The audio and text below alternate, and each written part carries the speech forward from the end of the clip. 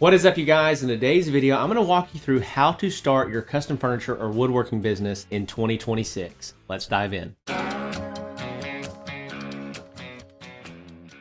All right, welcome back to the channel. Welcome back to the podcast. As I say in every single video, I'm so glad that you're choosing to spend some time with me and learn and develop your business skills around growing your custom furniture or your woodworking business. And so in today's video, I want to keep it pretty precise. We got a lot of ground to cover, but there's 6 things I want to go over with you real fast. I want to go over my story briefly with you just so you understand who I am and what kind of context I'm bringing to your business. And then I want to give you 5 systems or plans that you need to have in place in order to grow your custom furniture or your woodworking business in 2026. And so if you don't know me, my name is Vaught, and I started my own custom furniture company in my garage in 2017, May 11th, 2017. I walked out into my garage for the first time unemployed and started building a bunch of custom furniture. That the plan was I'm going to take this down to the local market. I live pretty close to Canton, Texas. There's a really big trade show every month down there. I'm like, I'm going to build 10 grand worth of furniture. I'm going to take it all down there. I'm going to sell it all. I'm going to come back home, and off to the races I'm going to be.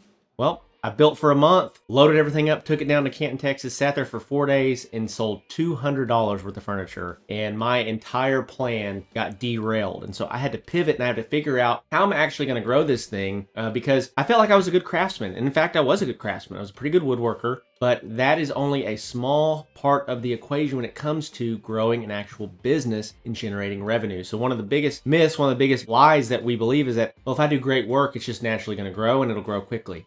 If by some miracle that does happen, kudos to you. I want to just tell you that's awesome. But for most people, it's a slow burn when it comes to furniture business growth if you're not proactively marketing. From that point on, I started learning about business. I started learning about marketing and sales principles. And over the next 6 years, scaled my company to over $75,000 per month. I moved into a 6,600 square foot shop with 6 employees, had a showroom, a salesperson, a full-time delivery driver. All the while, I was actually in full-time ministry. And so how did I do that? How did I pull that off? Well, I want to break that down for you in this video with basically 5 systems that you need in order to do the exact same thing. And by the way, this is not, knowledge that only I possess. These are the 5 systems that every successful business has to have. I'm going to get into some details on what it needs to look like for your custom furniture or your woodworking business, okay? So number 1, the first system that you need is you need a marketing system. You need a marketing plan. We all watched Field of Dreams with Kevin Costner as kids. It was, if you build it, they will come. And so we kind of have this Field of Dreams mentality so often in our custom furniture business or our woodworking business. Well, if I just build something awesome, I'm just going to get flooded with clients. And 99% of the time, guys, that is just not the truth. That's not reality. What reality is that you're going to have to create awareness around your brand. You have to get in front of people. And a lot of guys really struggle with this because they're like, well, I'm not a self-promoter. I don't feel like being braggadocious about what I do. Well, there's a difference between being arrogant and just marketing. Marketing is just, hey, this is who I am. This is what we do. This is what we're good at. This is what we're not good at. This is what you can expect if you work with us. It's just laying out who you are, what you do, and how you can create a unique experience for every customer. But when it comes to creating a marketing plan, one of the things that you need to know is there's 1,000 ways to market your stuff. Go knock on every door in your neighborhood and hand out business cards. Walk into businesses and hand out business cards. You could run ads on the radio or billboards, put up billboards. You can run social media ads. You can run Google ads. You can do 1,000 different things to try to generate revenue. The key, by the way, is to find the most efficient ones, which means that they're going to offer you the greatest return on whatever you spend, whether that be your time, your energy, or your money. In my personal experience, I found that Facebook ads always offered me the greatest return on our investment into that advertising method. Literally from 2018 even to now, I've spent probably $2 to $3 million on ads, if not more, across my business and across all my clients' businesses. And we have averaged a 10x return on every single one of those dollars, right? So why do I tell you that? Well, I tell you that because if you knew that you had a machine that you could put $1 in and get $10 out every time, you wouldn't have a budget for playing the machine, right? You would continue to put money in until you ran out of space or room to keep all the tins that you were getting back, right? And so this is really how I scaled my company ultimately. This was the number 1 lever that I pulled to scale my business to over $75,000 per month. Our best month ever, we did $167,000, but we averaged around $75,000 per month the last year that I had the business before I sold it. The reason I was able to do that is that I continually grew my ad spend month over month and continually monitored my results. That's the first thing though, is your marketing plan. Now, other ways to market, you can use Facebook Marketplace, you can use Facebook groups, you can use Facebook ads, you can use Instagram DMs. There's 1,000 ways to do it. Again, your goal for 2026 should be to find the number one, maybe two top ways to generate revenue from a marketing plan or marketing source, okay? That's number one though. You gotta create awareness. Number two is that you need to create a nurturing plan.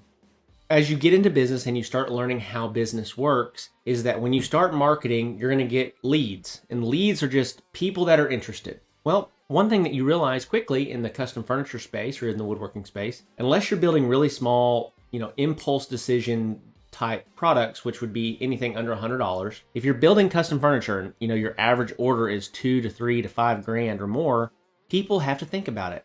They got to visit with their spouse. They got to measure. They want to get every detail just right. And so what this creates is a longer buying cycle. I want you to remember that as I talk about this, because this is where everybody goes wrong. They think, I'm going to start running ads in week one. I'm going to start getting sales. Well, that does happen. In fact, we had 2 guys this week inside of our Woodworking Business Accelerator program that literally started on Friday. And then yesterday on Thursday's call, both of them had landed a sale for $2,800, like within a week. Okay. So it does happen. But one of the things that you need to be aware of is that with furniture in general, there are longer buying cycles. So what that means is that you need to nurture the leads. You need to educate the leads. You need to stay connected to the leads. You need to make a strong argument across that 30 to 60 day buying cycle of why they should buy from you and not from your competitor down the street or from the big box store, right? So you need to have a nurturing plan, a nurturing sequence. And so a couple really practical ways to do this are, number one, to set a weekly follow-up cadence with all of your leads. When you start getting leads and you start getting people that are interested in what you're doing, you do not need to have one conversation and then never talk to them again. You need to be following up with everybody at least 3 to 5 times. The data shows in 2025 that now a consumer needs to have at least 7 to 10 touch points with you before they'll consider a purchase. Right? So they need to see your brand multiple times. They need to hear about you multiple times. They need to probably talk to you multiple times or visit your website, so on and so forth. Okay. So you need to have a nurturing plan. Okay. So the easiest way to do this without diving into technology and doing a bunch of stuff there is just set a reminder on your phone or block it out in your calendar that every Monday or every Thursday or whatever's most convenient for you, I'm going to sit down. I'm going to follow up with all my leads over the last 45 days. Okay. If you have a marketing plan in place that's working, you should have leads that are interested in what you're selling, and you should have a follow-up plan, a nurturing plan to touch base with them on at least a weekly basis, if not every 2 to 3 days, okay? So that's one way to set up a nurturing plan. Another great way to nurture your leads is to set up some automated email sequences. And so let me walk you through exactly what you need to do in order for this to work. Number one is you're going to need a website. You need to have a polished, good-looking website. This is one of the things that you don't necessarily have to do right out of the gate, but it's something that if you want to build a legitimate business, you're going to have a legitimate website at some point. And if you do that, one of the things that you're going to need to have is an opt-in form as soon as they land on the website. And this is where you could be offering them an incentive. Hey, do you want to be entered to win a free whatever it is that you build and sell? Or do you want to get 10% off your first order or whatever that might be? Some incentive where they would give you their name and their email in exchange for this perk or this plus that you're giving them, right? So when you build this automated email sequence, what's going to happen is they're going to opt in and they're going to immediately start getting emails from you over the next, say, 30, 60, 90 days. And each one of those emails should serve a purpose. You should be trying to educate the customer, talk to what makes you different. You should be talking about you and your values and what you care about. You should be differentiating yourself from all of the other competition out there. And so this is how you have a really thorough nurturing plan. Okay, so that's number two. Number three is you should create a sales process. By the way, every business has a sales process. Some are good and some aren't good. But successful businesses have a streamlined sales process. How do I get people from, imagine that your business is a funnel. We got leads coming at the top, and at the bottom of the funnel, we pop out a sale. Okay, how do I create a process that takes them through a series of discovery questions where I learn what they're looking for, I'm answering their questions, and then we eventually get to this point where we look at each other and we say, hey, well, everything looks good on my end. Do you have any other questions or need anything else from me before we move forward with writing this invoice or writing this order, right? And they say, oh no, I'm good. Let's do this thing. And then say, okay, well, it's a 50% deposit. Second 50% is due upon completion of the order, whatever that might be. But you need a sales process. And by the way, you also need the ability to handle objections inside of your sales process. Most people are terrified of sales objections. I don't like that. I don't want that. That's not a good time for me. That's not a good price for me. Most people, they're like, oh, please God, don't let me hear this. But these are actually really helpful cues because typically speaking, buyers that are serious about buying, that are thinking about buying, that are ready to buy, in their mind, they have all this rationale that's trying to convince them why they shouldn't buy,